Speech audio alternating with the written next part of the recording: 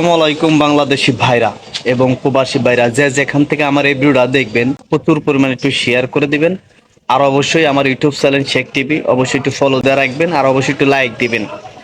আজকে যারা মালয়েশিয়াতে কলিং বিষয়ে আসতে চান আমি তাদের বিষয় নিয়ে কিছু কথা বলতে চাই। আমি অনেকদিন হলো ভিডিও দিই না, অনেকদিন যাবত হলো আপনাদের কাছে ভিডিও দেই না, আপনারা আমার ভিডিওগুলো পান না।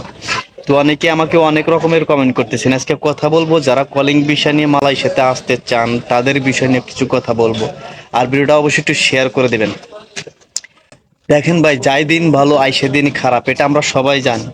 এক সময় ভালো যাবে আবার এক সময় খারাপ যাবে, এইটাই পৃথিবীর নিয়ম, তাই না? কিন্তু দেখেন বর্তমান মালয়েশিয়ার অবস্থা এরকম, এরা আমরা সবাই জানি যে মালয়েশিয়ার বর্তমান অবস্থাটা কি কি বিষয় আছে, আবার কিরকম মানে বিষয়গুলো যাচ্ছে মালয়েশিয়ার, মানে প্রচুর অবস্থা খারাপ।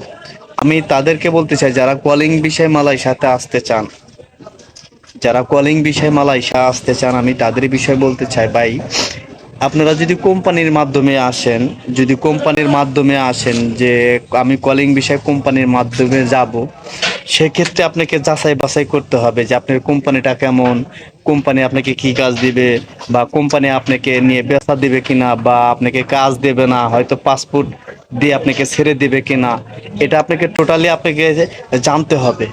জানার পরে আপনি হয়তো কোম্পানিতে আসতে পারবেন। তাছাড়া দেখেন কোম্পানি এখন বিভিন্ন ধরনের কোম্পানি, যেমন বাংলাদেশে প্রতারণা মানুষ করে, যেমন বাংলাদেশে আমাদের সাথে বিভিন্ন মানুষ দালালরা প্রতারণা করে, বিভিন্ন কোম্পানি আমাদের সাথে প্রতারণা করে, এ দেশেও এরকমই আছে।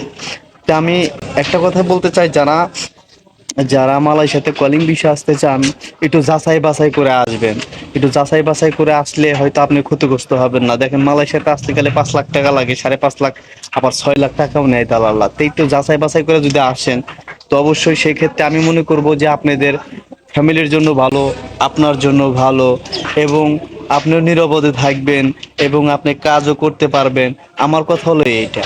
তা আমরা যেখানেই থাকি না কেন আমরা তাদেরকে মানে দোয়া করব সুস্থতা নিয়ে থাকে, ভালো থাকে, আমি এটাই দোয়া করি।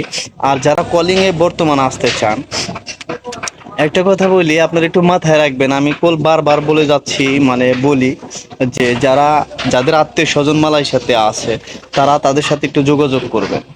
অবশ্যই তাদের সাথে একটু যোগাযোগ করবেন।